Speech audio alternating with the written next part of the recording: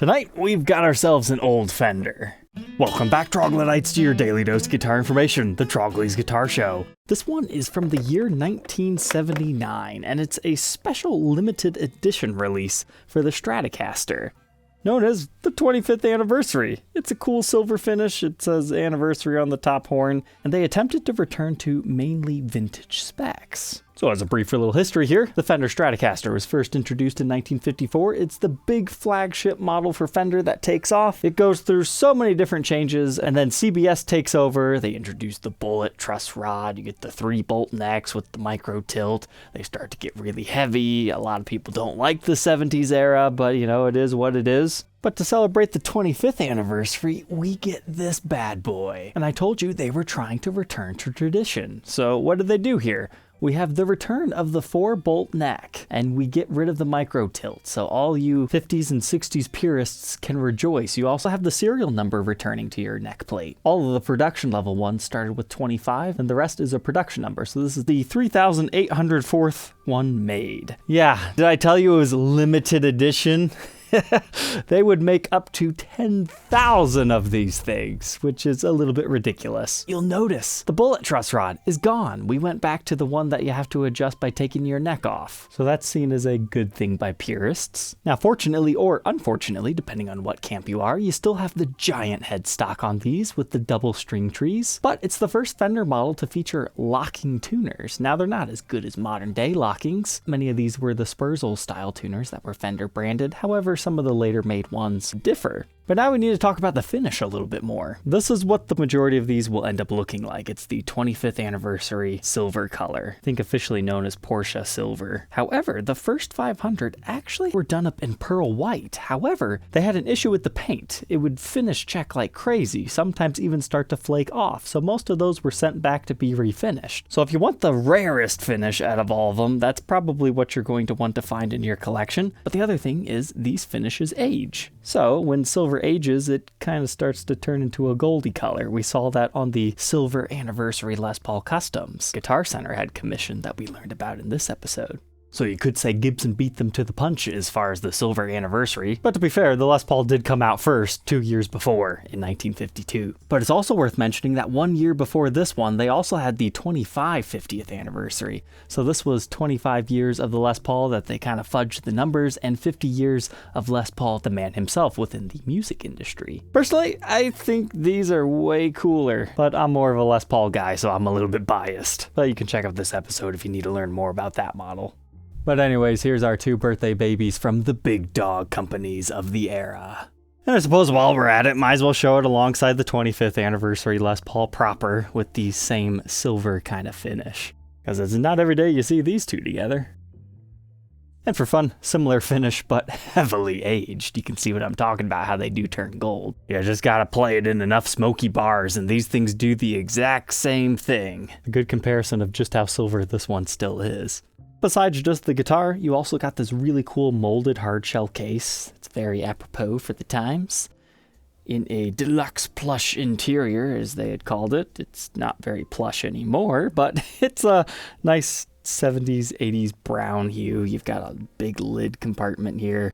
We've got the original trem bar and one of the original springs. All of these actually did ship with a COA, which was kind of fascinating. However, most of them did not retain those. A COA just wasn't as important to people at that point in time. That didn't really start to catch on until like the late 90s, early 2000s. All in all, this example is actually pretty good. It's relatively clean for one of these. We even still have the cool ashtray cover over top of our trem bridge. But sadly, as with most 70s era Stratocasters, they need some serious setup work before they can play really good. This one needs its neck tilted. I mean, look how bad that E string is. At the top, it just completely falls off the neck, and the high E is almost like where the B string should be. But sloppy neck pockets aren't necessarily something out of the ordinary in this era. And if you happen to know something that I missed about these, feel free to leave a comment. I'm far from an expert when it comes to Fenders, but it's fun to appreciate and document something new.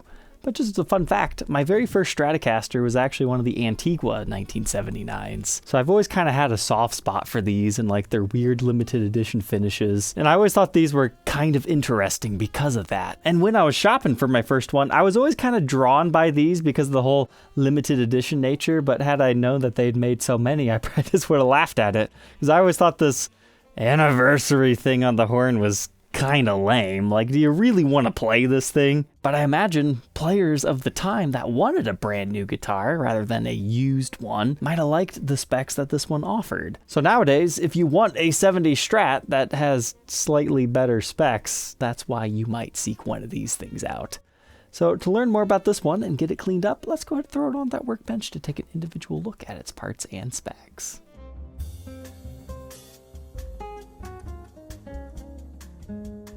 Alright, let's go ahead and dig into its secrets, starting with our pickups. Thankfully, we still have the original pickups dating to 1979. That's present on all three of these, so that makes it a good example to document.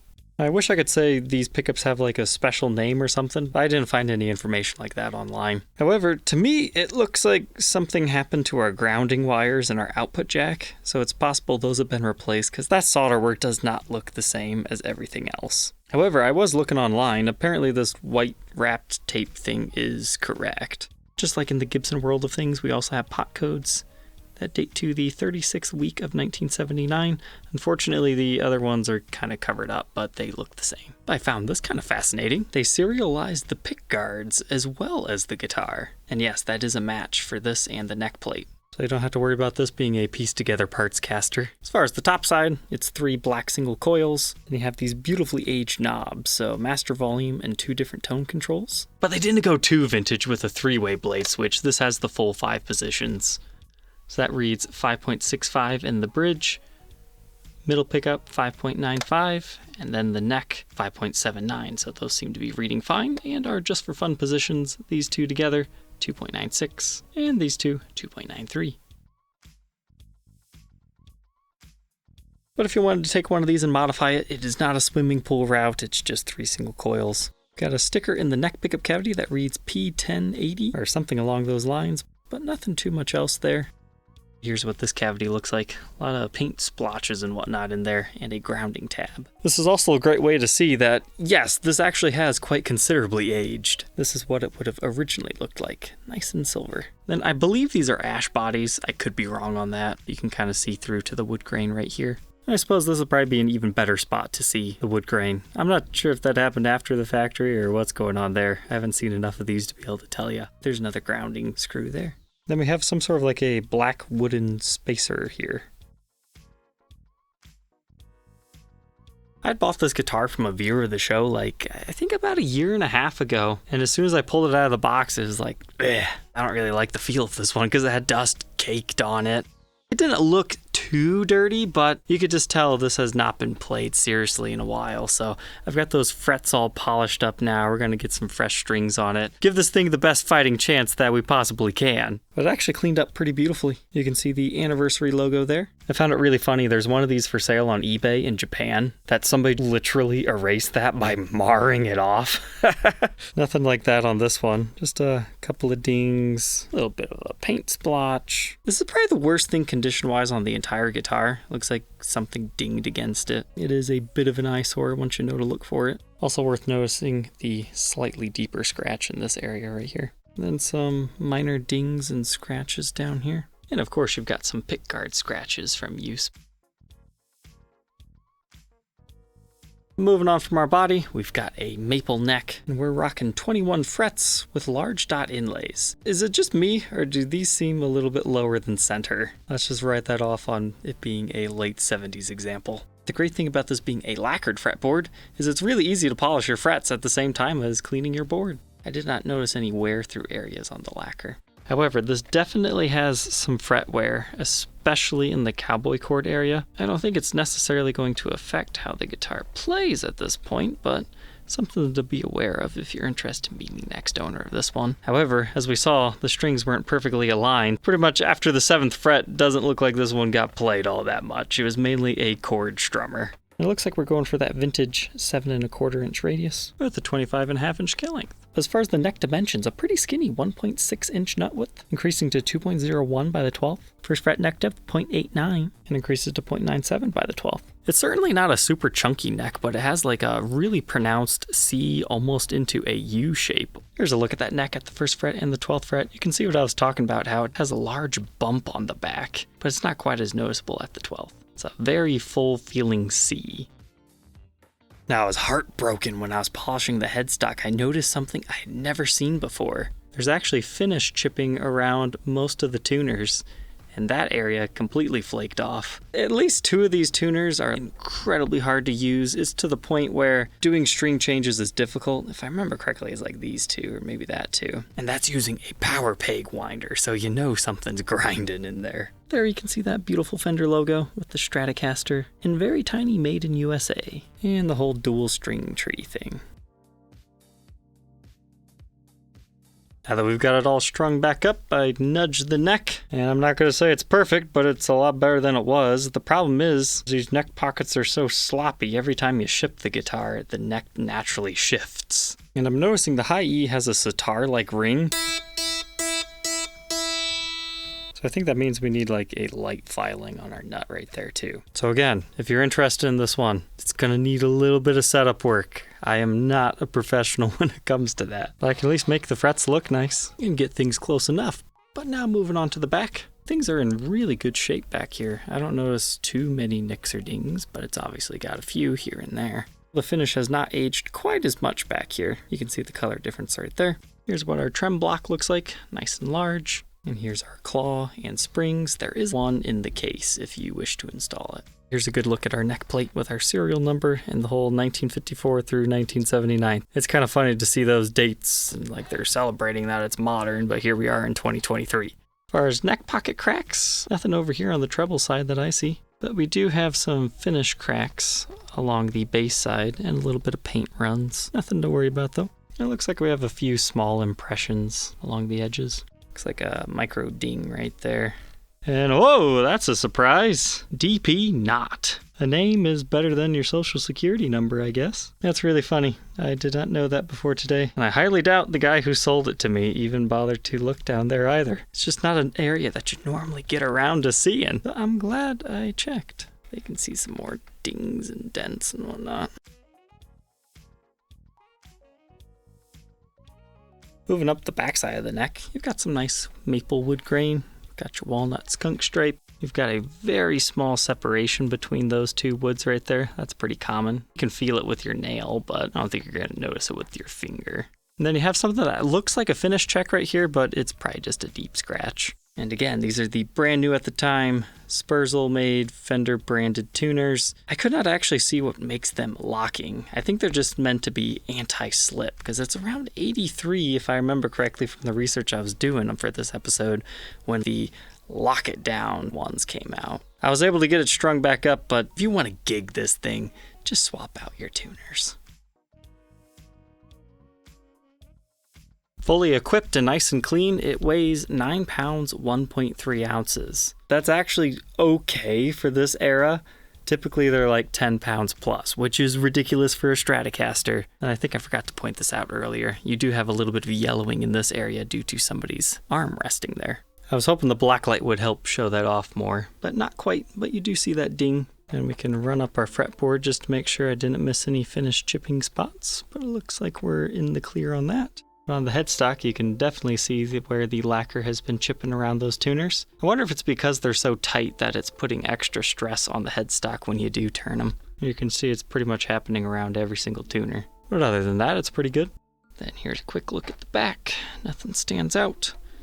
And our neck, same story, except for whatever that is. And it looks like we got some stand marks on the bottom, as well as our signature. Let's go ahead, plug it in, and get some tones.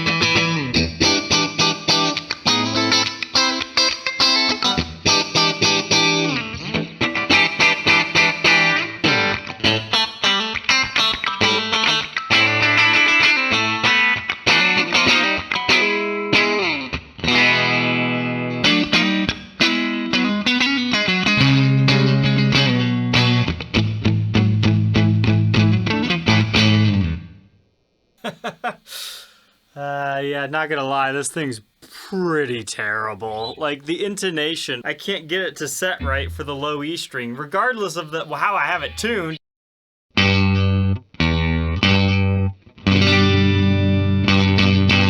It's not so good. Freshly tuned up.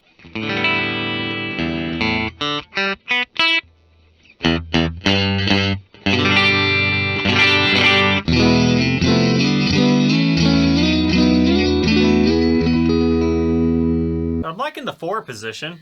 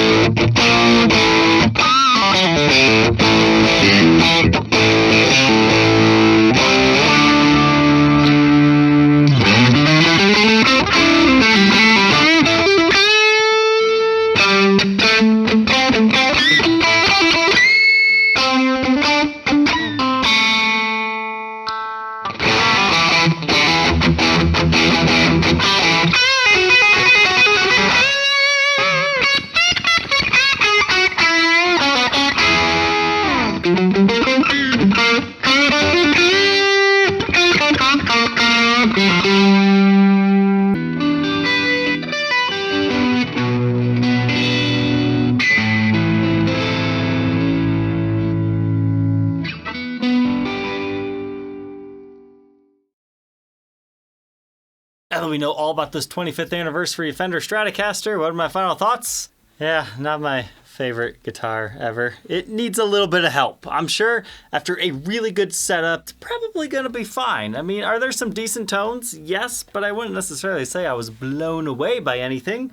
But at the same time, the neck needs a little bit more relief put into it to get rid of some of the buzz. So to call this an absolute dog, I don't think would be fair to this guitar because it just needs an actual setup rather than a nice fancy cleaning job. So if you think you might be the right person for this one, you can find it for sale on my website, troglysguitarshow.com. But if nothing else, I hope you enjoyed the history aspect of it because that's what my show is all about.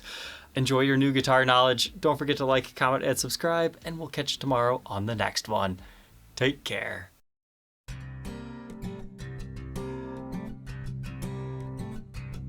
If you enjoyed tonight's episode, consider subscribing. I post videos like this every day. And you might even enjoy this next one.